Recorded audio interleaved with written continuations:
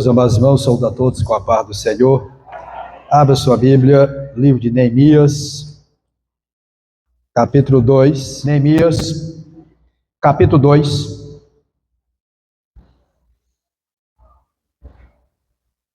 Se você tiver dificuldade de encontrar Neemias, vá no livro de Salmos, meio da Bíblia, Salmo 118.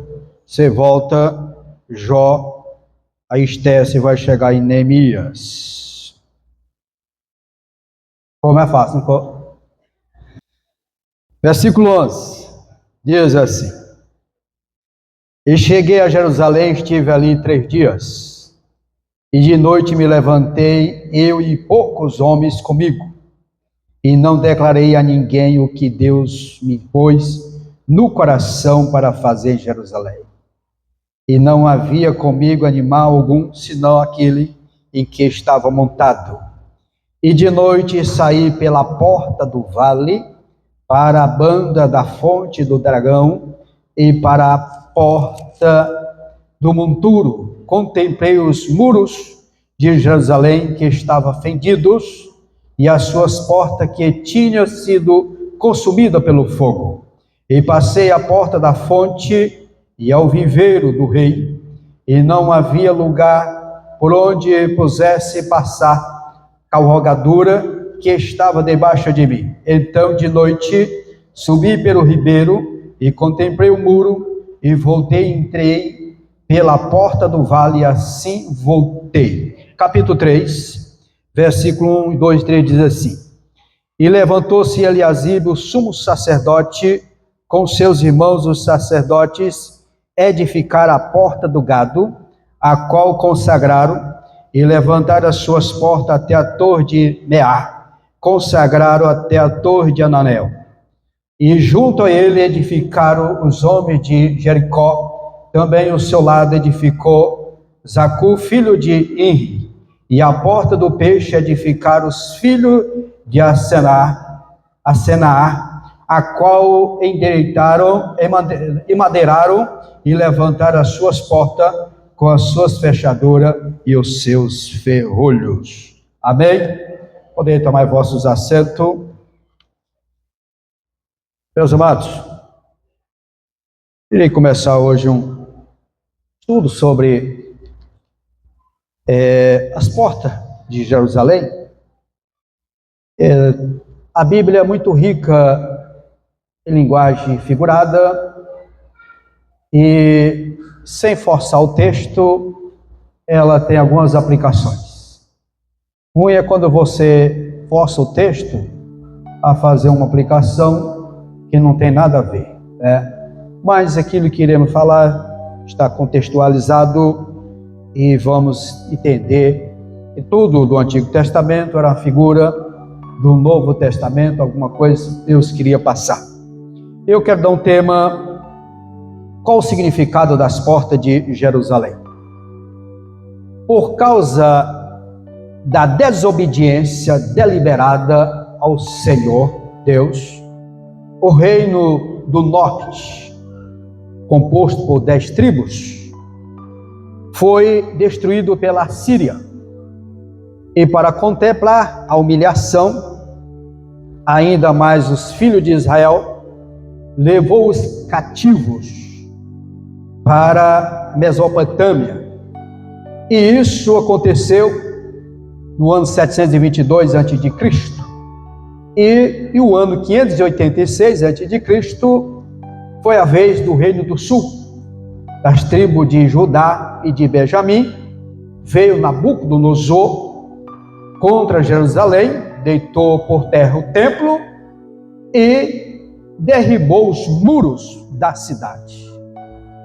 Em seguida, levou os filhos de Judá cativos para a Babilônia, onde permaneceram ali por 70 anos, conforme está lá em Jeremias 25:11, a profecia queria ficar ali por 70 anos.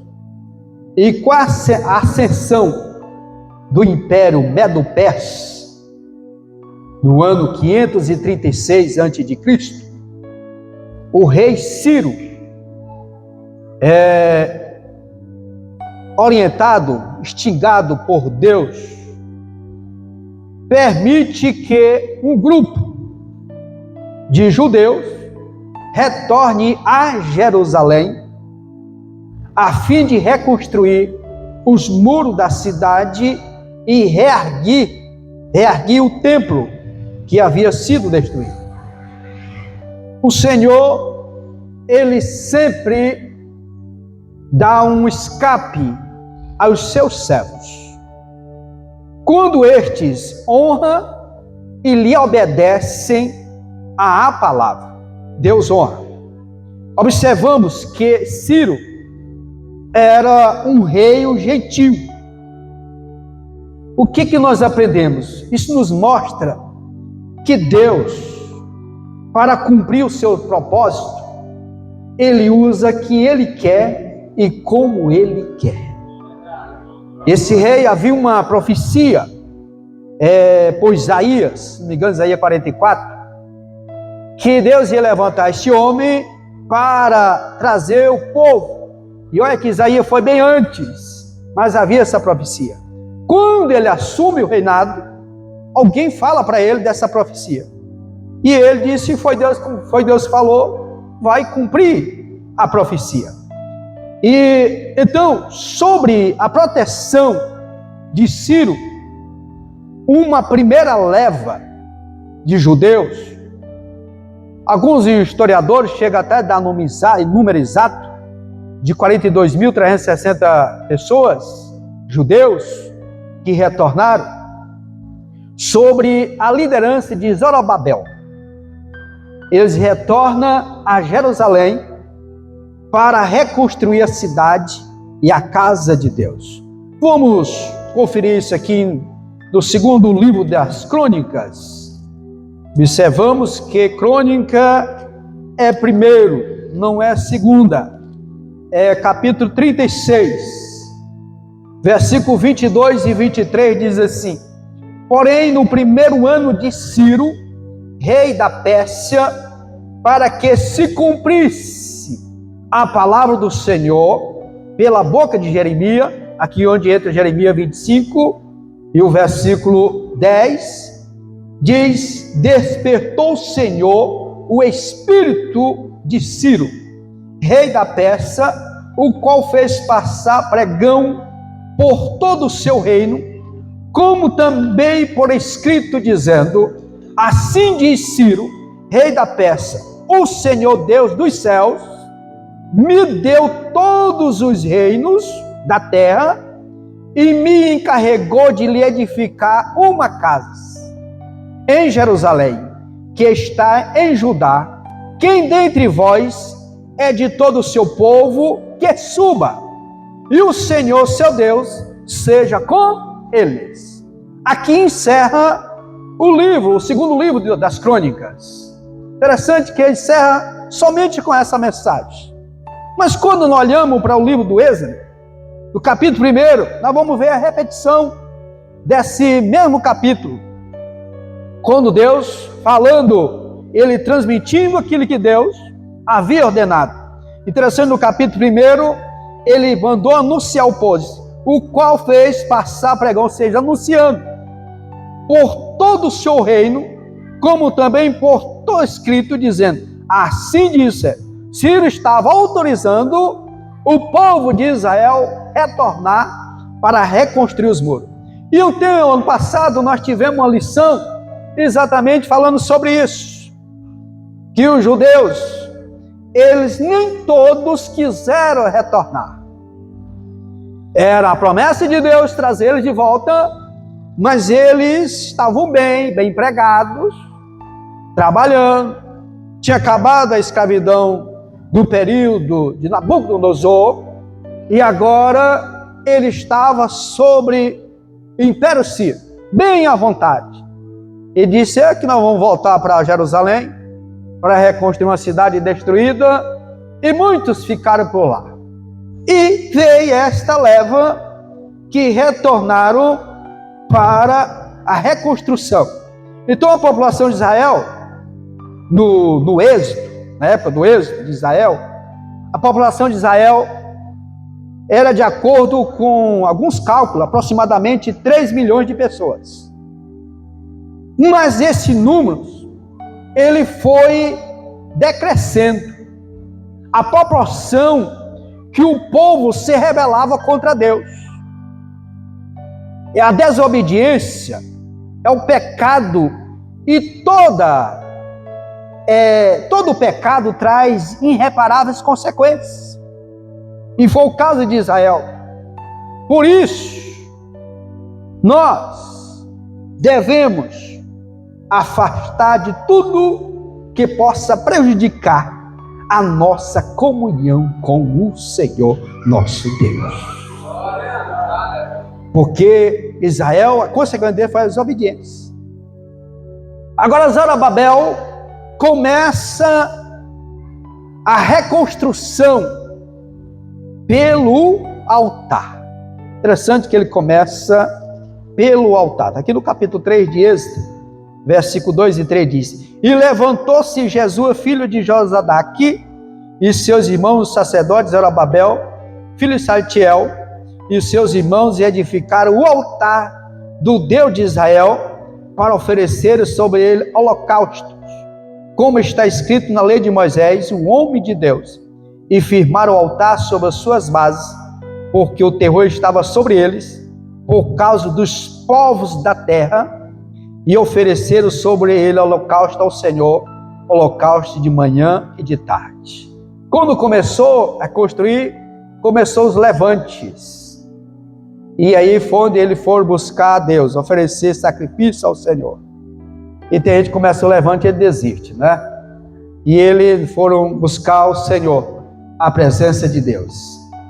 É interessante que começaram a reconstruir pelo altar.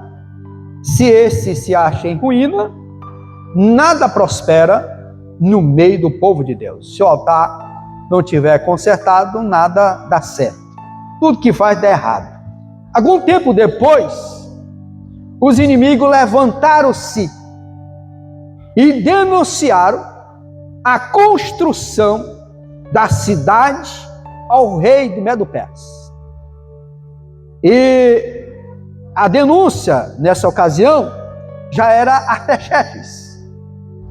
Eles pediram que ordenasse a paralisação dos trabalhos. Mas com a subida de Dário agora ao trono, que ele assume, a obra foi retomada e reconstruída, e concluiu a edificação do templo.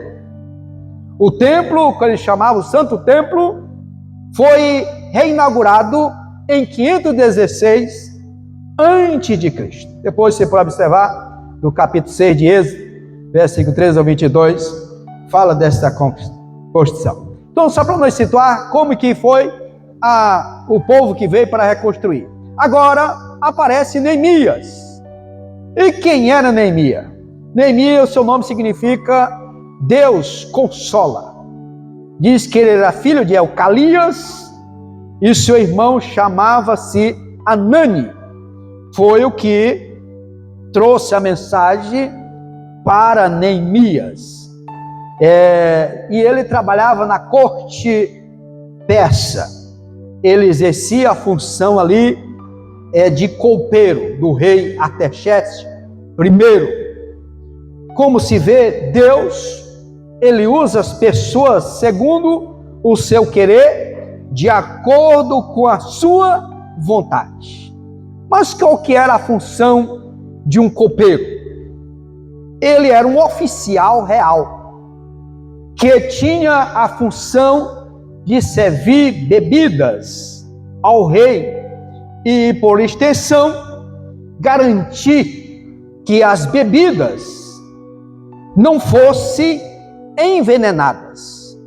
Ele tinha esse cuidado e era uma posição de confiança e de honra, pois a pessoa que ocupava esse cargo tinha acesso direto ao rei e era responsável para garantir a sua segurança. Ele também era uma espécie de um assessor do rei ou um confidente do rei. Então era uma posição bem privilegiada que ele tinha ali diante do rei. 14 anos depois da expedição de Esdras a Jerusalém, em 444 a.C., Neemias agora ele recebe uma urgente e preocupante notícias de Jerusalém. Apesar do templo já estar funcionando, a cidade encontrava-se ainda abandonada, ou seja, estava sem proteção. Estava funcionando o templo, mas ela estava desprotegida. E aqui, nós vimos aqui no capítulo 1 de Neemias, no capítulo 1, versículo 1 e 2 diz: as palavras de Neemias, filho de Acalias, e sucedeu no mês Quisleu, no ano 20º, estando em Suzã, a fortaleza, que veio Anani, um de meus irmãos, e ele alguns de Judá, e perguntei-lhe pelos judeus que escaparam e que restaram do cativeiro acerca de Jerusalém. E disseram-me: o restante que não foram levados para o cativeiro, lá na província estão em grande miséria, desprezo, e muros de Jerusalém fendidos, e suas portas queimadas a fogo. Isso aqui foi uma notícia que Neemias recebeu ali através do seu irmão. Ele então sente essa situação, o chamado de Deus para deixar o conforto palaciano e viajar para Israel, a fim de reconstruir os muros de Jerusalém. A cidade se achava os muros fendidos e as portas queimadas a fogo. O templo construído, mas sem muros. O templo estava construído, mas sem muro. Templo sem muro é a igreja, figura da igreja sem doutrina. O muro estava fendido e as portas queimadas, ela representa o liberalismo que infelizmente predomina em muitas igrejas, facilitando a entrada de costumes mundanos entre os santos. Não é o que ocorre nos nossos dias? Muito parecido. Meus irmãos, igreja do Senhor Jesus, não abandonemos os padrões bíblicos de santidade, conduta e ética. Mantemos a nossa identidade. A nossa identidade, ela precisa ser mantida. Não imitemos igrejas que tentem enlarguecer a porta e o caminho que nos leva ao céu. Então, a igreja tal, ela enlargueceu a porta, e que enlargueça a porta, enlargueça caminho, porque não podemos mudar a palavra do Senhor. A Bíblia diz que o caminho que nos conduz é o céu, a porta é estreita e o caminho é apertado. Mas querendo sutilmente alguma coisa, querendo infiltrar no meio da igreja. Pastor Neto, você vai abrir as portas? Não vamos não, amado. Continuamos com a palavra de Deus. Continuamos com a Bíblia Sagrada. Ela é o nosso manual. Precisamos reconstruir os muros, para que nada disso venha infiltrar na igreja do Senhor Jesus Cristo.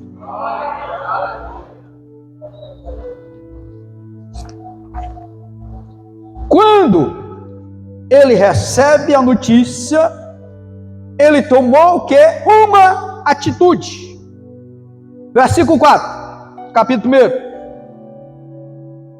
E sucedeu que, ouvindo eu essas palavras, assentei-me e chorei e lamentei por alguns dias, e tive jejuando e orando perante o Deus dos céus. Ao tomar conhecimento dessa situação do seu povo em Jerusalém, Neemias sentiu-se incomodado e pôs-se a orar ao Senhor. A sua oração, regada com abundantes lágrimas e acompanhada de jejum, lamento, adoração e confissão. É um exemplo de como um homem de Deus, mulher de Deus, deve proceder em momentos de crises. Porque não estamos isentos das crises, não estamos isentos dos momentos adversos. Mas no momento de entrar o desespero, nós devemos fazer como Neemias: buscar o Senhor nosso Deus, orar ao Senhor. Ele fez o que o Senhor ordenou lá em 2 Crônica, capítulo 7 e o versículo 14, bastante conhecido da igreja. Povo que se chama pelo nome, se humilhar, se converter e buscar a presença do Senhor, o que ele faz? Ele ouve ele dos altos céus e ele diz que perdoa os pecados e sara a terra. Temos aqui como exemplo a importância de interceder, chorar e jejuar por alguém que nós queremos que seja alcançado. Está aqui o modelo. Talvez eu quero que o Senhor salve alguém. Você já orou por ele? Já chorou por ele? Diante de Deus, para que Deus salve, para que Deus alcance essa vida. E aqui ele orou ao Senhor, ele buscou o Senhor. Aqui nós observamos que Neemias, primeira coisa que aprendemos aqui, a importância da intercessão, de interceder diante de Deus, diz que ele adorou a Deus. Tivemos no final de semana uma lição sobre adoração, não é isso?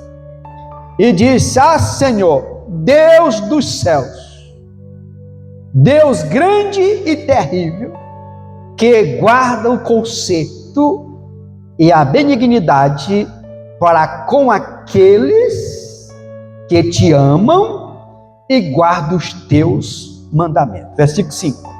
Aqui foi o começo da oração dele. Ele começou a fazer uma retrospectiva de tudo que o povo de Israel havia passado.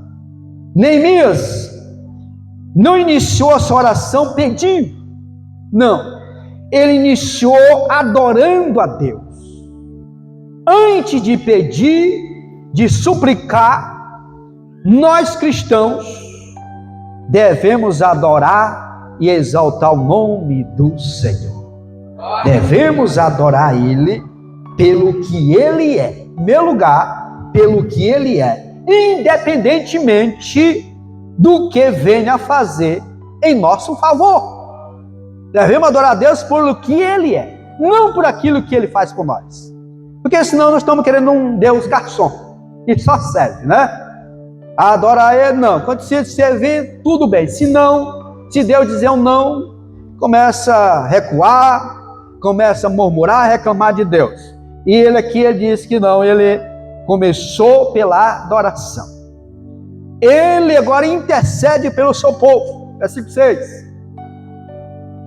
Hoje, o quanto, meus amados, há necessidade de contínua intercessão pela família. Interceder pela família, pela igreja, pela nação. A sociedade atual em nada difere de Sodoma e Gomorra. O dia que nós estamos vivendo é semelhante. Os governos, eles posicionam-se abertamente contra os princípios da palavra de Deus.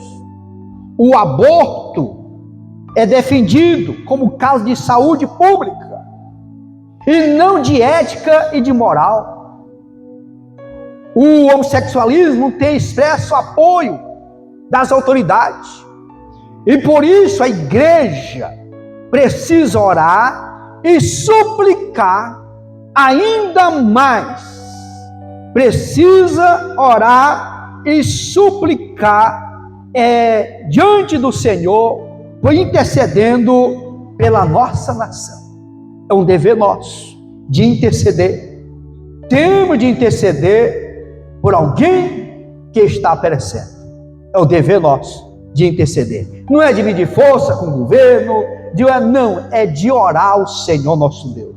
O que o Senhor deixou para nós foi de nós buscarmos a presença dEle e deixe que o resto Ele resolve. É com Ele. Mas a intercessão, ela é nós. Ele faz agora, ele intercede e ele faz uma confissão de pecado. Se ele não tinha pecado, ele fez igual Daniel. Ele confessa os pecados. A confissão foi certamente aqui que eu vejo, ponto muito importante da oração de Neemias. Ele tinha consciência do pecado do seu povo contra Deus. Ele era consciente disso. Israel mesmo conhecia as advertências dos profetas contra a desobediência à lei divina. Direto, se nós olharmos para os profetas, estava chamando a atenção do povo de Israel. Uma das mais terríveis era a sua dispersão pelas nações. E está aqui no Neemias, capítulo 1, versículo 9, quando ele relata que o povo seria disperso e habitava em terra estranha, em meio do povo. E foi exatamente o que aconteceu. Os judeus amargaram 70 anos de exílio na Babilônia. Para castigar, Deus tem limites. Observe que a prova, ela tem limites, mas para abençoar, Ele é ilimitado. Bendito seja o nome do Senhor. A sua benignidade, como louva o Senhor no Salmo 106, diz que é para sempre. A benignidade do Senhor. O que seria de nós se não fosse a benignidade do Senhor? Então aqui o capítulo 1 e o capítulo 2, o primeiro, essa notícia, ele vai orar e vai buscar o Senhor. O capítulo 2 é quando ele apresenta ao rei Artaxerxes e vai servir. O rei vê ele com o seu semblante desfigurado, triste, e ele procura se ele estava, por que ele estava triste, se ele não estava doente, qual era a razão da tristeza. E ele vai dizer por que a razão da tristeza. Ele tinha orado 4 meses, e agora ele vai, quando o rei procura para ele, o que ele poderia fazer por ele, ele faz aquela oração rápida. Ali o Senhor, o que eu falo, Senhor? E imediatamente Deus deu a direção para ele. Foi quando ele pede a licença para ir lá reconstruir os muros de Jerusalém. E o rei faz uma pergunta para ele, nessa ida dele: quanto tempo duraria a sua viagem? Ele disse que não sabia quanto tempo. Gosto de fazer essa pergunta nesta noite, para cada um de nós não vamos saber quanto vai durar, mas nós sabemos o que já tem para trás, não já? Você já sabe quanto tempo você já tem de crente, não sabe?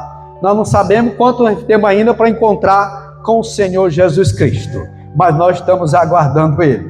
Então ele procura para ele, e ele libera ele pede carta, ele é muito inteligente, e vai agora para Jerusalém, para reconstruir os muros. Ele chega lá, em segredo, diante do Senhor nosso Deus.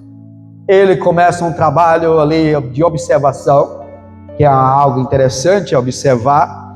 Ele observa o trabalho, vê como é que estava a situação, não espalha para todo mundo. Tem pessoas que às vezes Deus dá um sonho para ele de revelação, ele no dia sai espalhando para todo mundo, né? O que Deus mostrou para ele em sonho. Fique com você e Deus, deixa a bênção acontecer primeiro, depois você chama para o culto em ação de graça, tá? Então primeiro ele vai observar, mas em segredo diante do Senhor. E aqui o capítulo 3 do livro de Neemias nos ensina o significado espiritual de algumas portas de Jerusalém. A cidade santa, como todos nós sabemos, ela era uma cidade grande e logo era necessário várias portas de acesso para que tudo corresse normalmente, né? No dia a dia. Mas o que fazer se as portas estavam queimadas e os muros fendidos? Nessas condições, Jerusalém tornava-se presa fácil para os inimigos. A única solução era reerguer as portas e reconstruir os muros. Era o papel de Neemias naquele trabalho.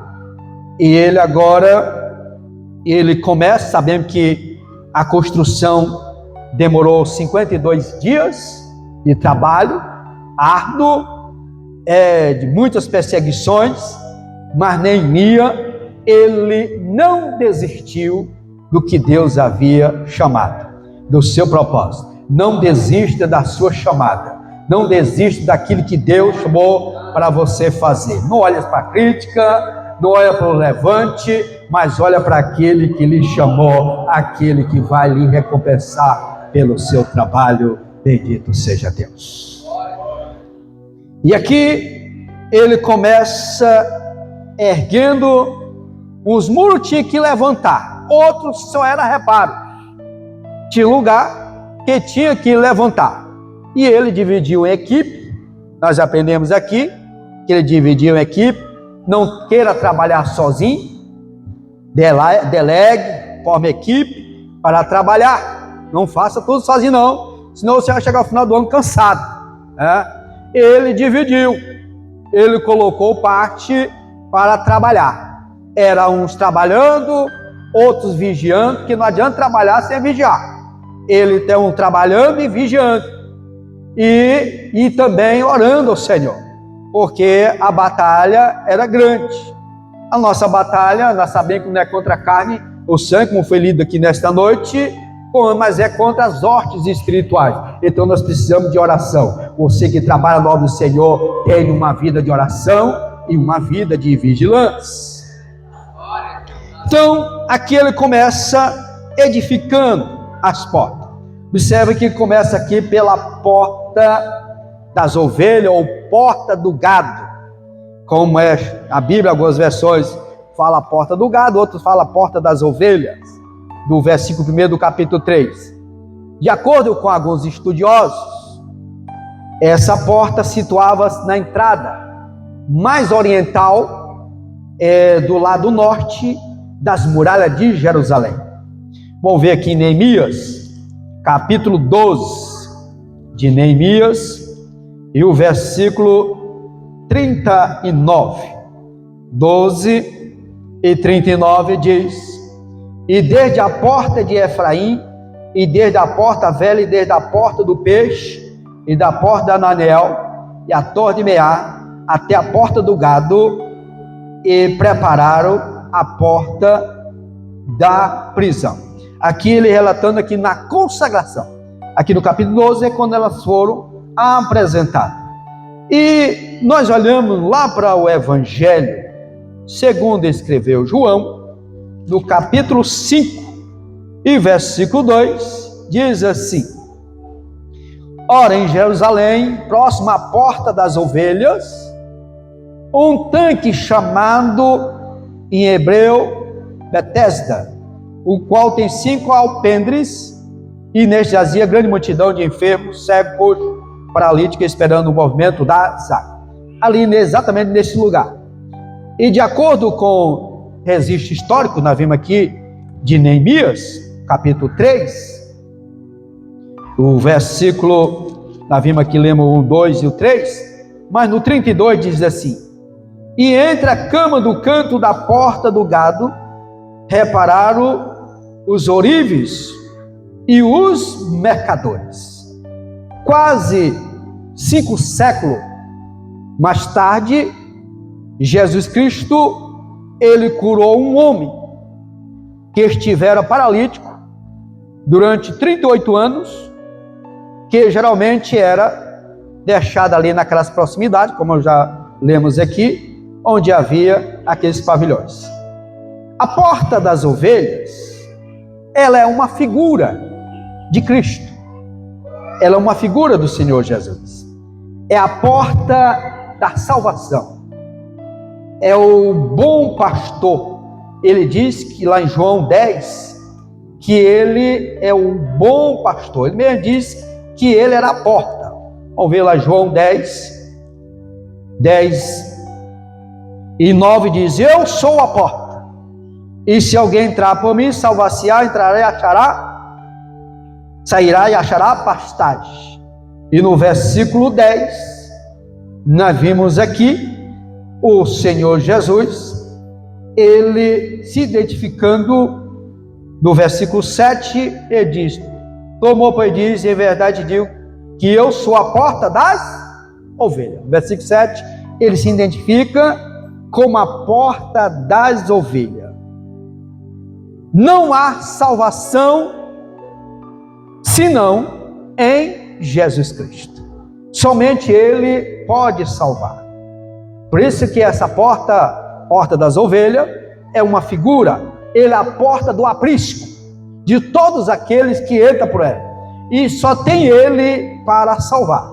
Quando nós olhamos para Lucas escrevendo Atos dos Apóstolos, no capítulo 4, versículo 12, diz: em nenhum outro há salvação, porque também debaixo do céu nenhum outro nome há, dado entre os homens, pela qual devamos ser salvos. Então, salvação só no Senhor Jesus. Não há salvação senão Ele. Cristo nos libertou do pecado e da condenação eterna.